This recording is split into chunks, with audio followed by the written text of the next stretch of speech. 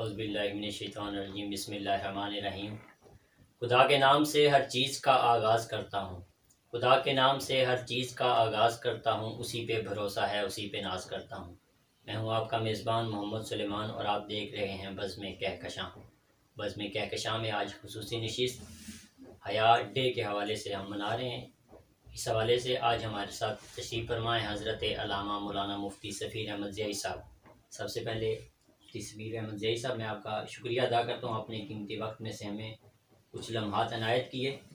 ایک موضوع جو اس وقت چل رہا ہے، جو حالات اس وقت بنے ہوئے ہیں کہ اغیار کے تہوار یہاں منائے جا رہے ہیں، 14 فروری جیسے کہ آ رہی ہے، آپ نے سنا ہوگا، سوشل میڈیا پہ ہم دیکھ رہے ہیں۔ الحمدللہ ایک پوری مہم ہماری طرف سے بھی چل رہی ہے۔ اسی سلسلے میں ہم چاہ رہے تھے کہ اسی موضوع پہ ایک پورا مفصل پروگرام کیا جائے۔ تو سب سے پہلے تو پہلا سوال آپ سے یہی کروں گا کہ یہ جو ویلنٹائن ڈے منایا جاتا ہے، اس کی حقیقت کیا ہے اور کس چیز کو لے کے یہ اغیار چلے اور آج ہم نے بھی اس کو اپنا لیا؟ تو اس کی جو حقیقت ہے ویلنٹائن ڈے کی، اصل حقیقت، اس کے بارے میں ہمیں کچھ آگاہ کیجیے۔ بسم اللہ الرحمن الرحیم۔ بہت شکریہ جناب محمد سلمان صاحب، آپ کی پوری ٹیم تشریف لائی، آپ کا بہت بہت شکریہ۔ اللہ آپ کو بہترین جزا عطا فرمائے اور اللہ آپ کے اس چینل کو مزید کامیابی عطا فرمائے، برکتیں عطا فرمائے۔ جس نے ایک مشن کے لیے آپ چلے ہیں، اللہ اس میں آپ کو ظاہری اور باطنی کامیابی عطا فرمائے۔ آپ نے پوچھا کہ ویلنٹائن ڈے کی حقیقت کیا ہے۔ بہت عرصہ قبل یورپ میں ایک شخص جس کا نام ویلنٹائن تھا، وہ شادی سے قبل لڑکی اور لڑکے کے ناجائز تعلق کو جائز قرار دیتا ہے۔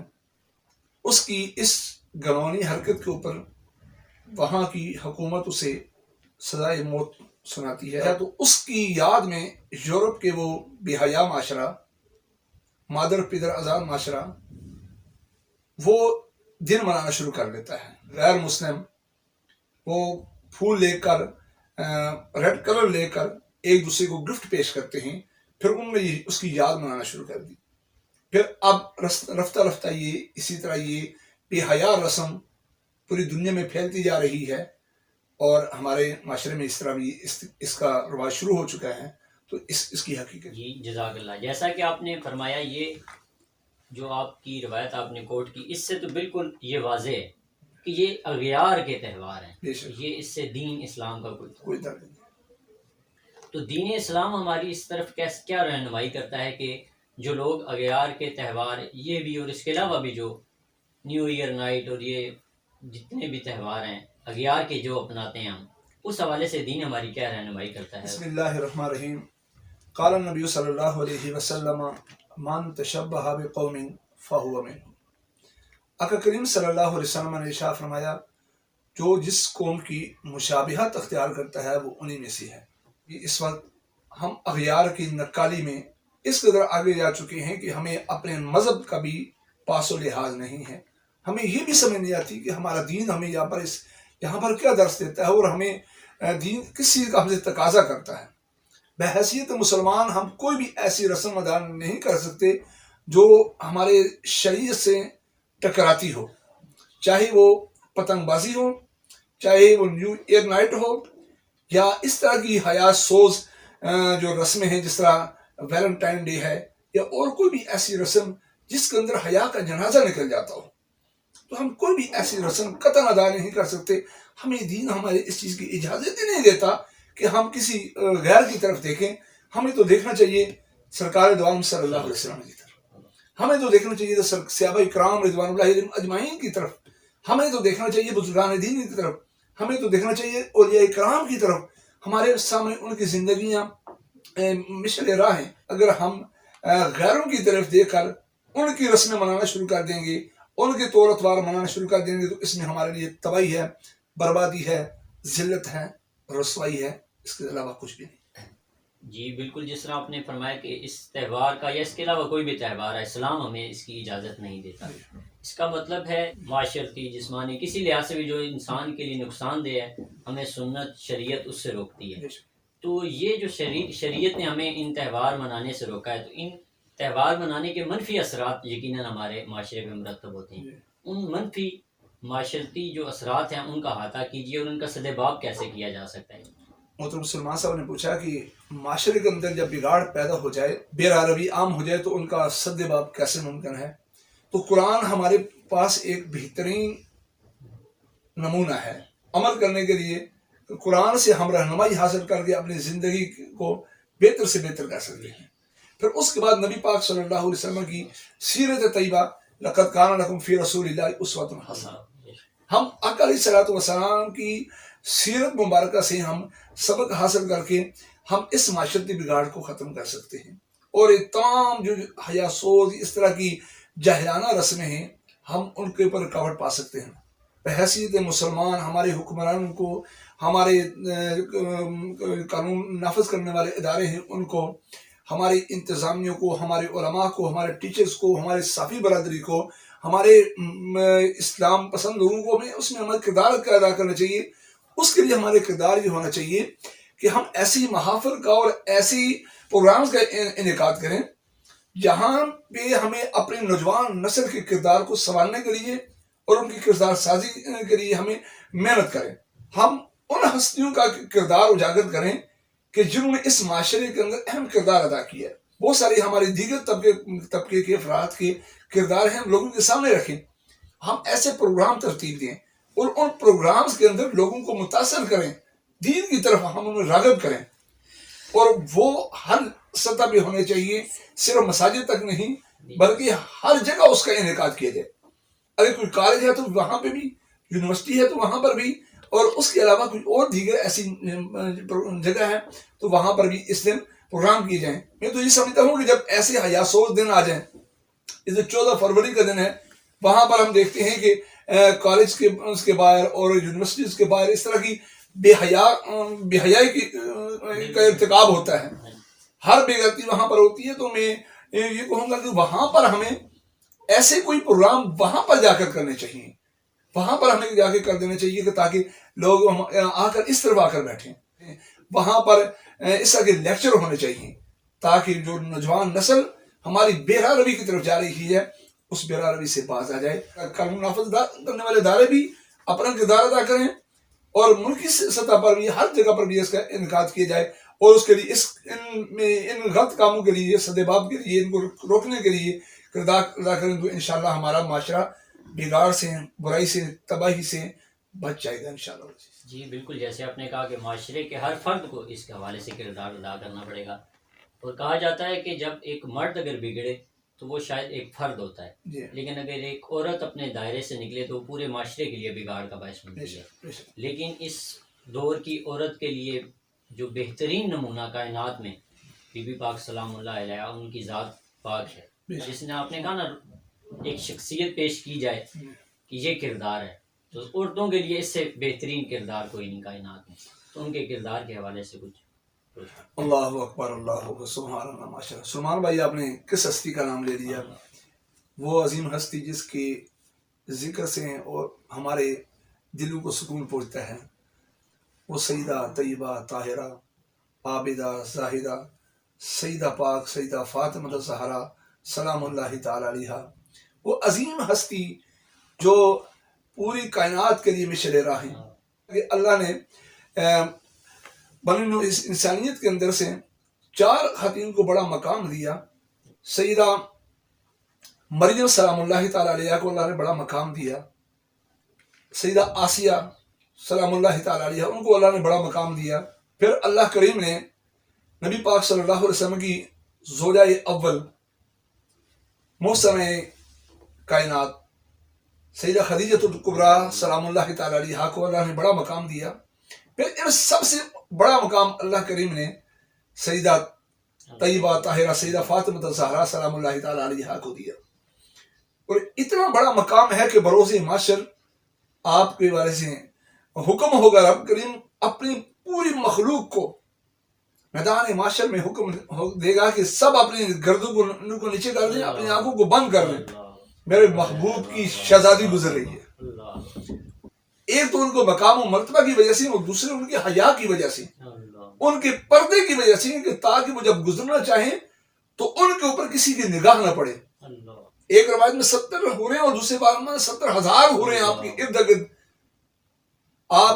گرد ہوں گی.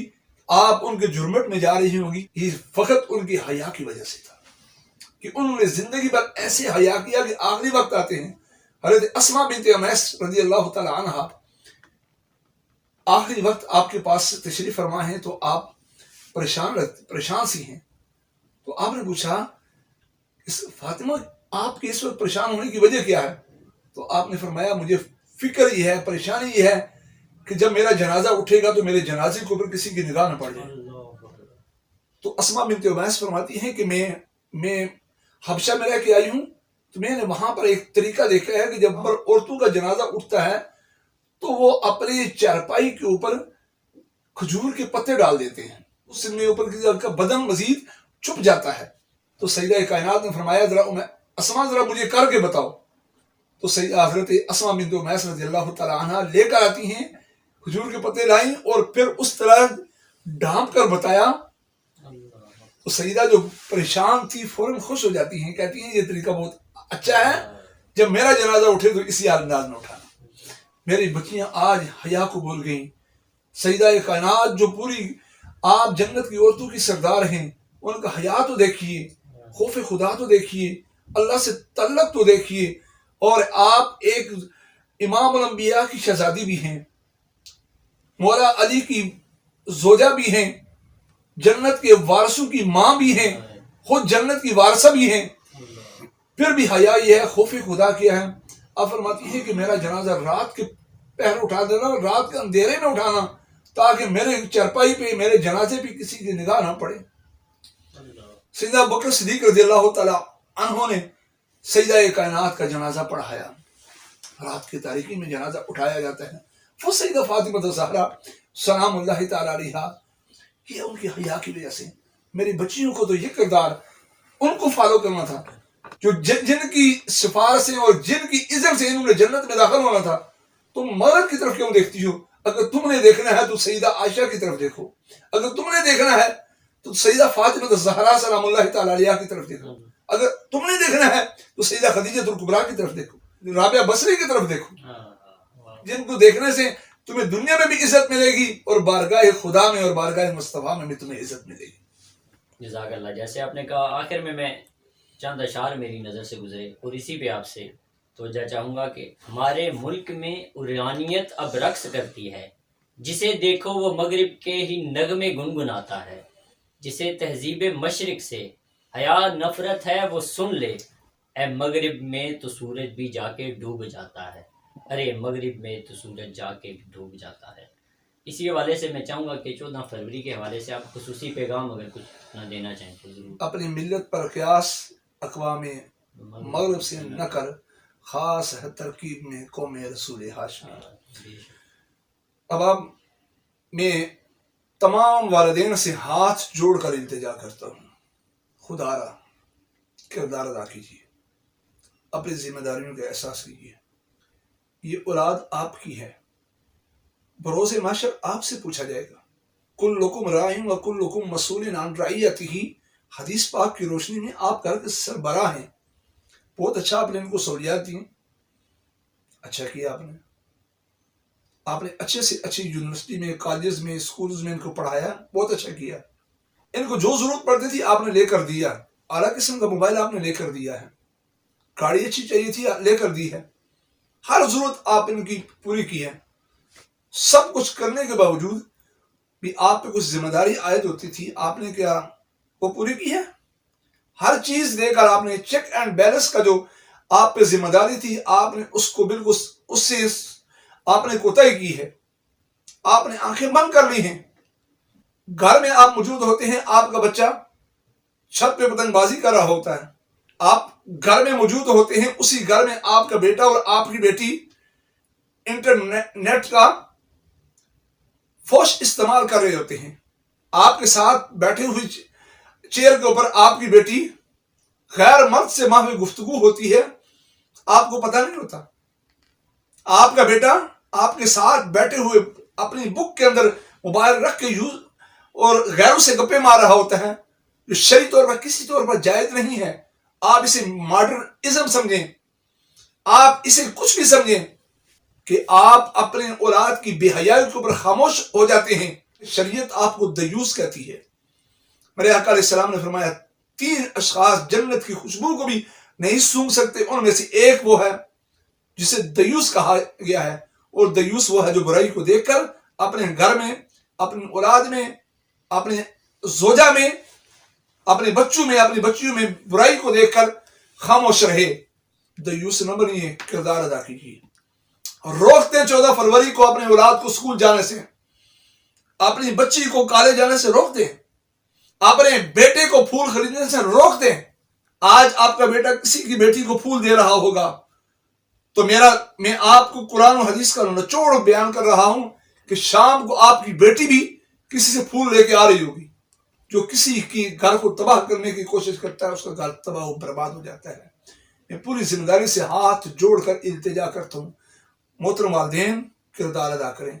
وہ یورپ جس کی ہم آج نکاری کر رہے ہیں، احباب، وہ یورپ آج اس بے حیائی سے نکلنے کی کوشش تو کر رہا ہے لیکن وہ نکل نہیں پا رہا، وہ اس قدر اس میں ڈوب چکے ہیں۔ آئیے کردار ادا کیجیے، والدین بنیے، پاک ہستیوں کے نقش قدم پہ چلائیے، ان کی سیرت پڑھائیے، خود بھی آپ اچھے کردار کے حامل بنیے، اپنی اولاد کو بھی سیدھے راستے پہ چلائیے۔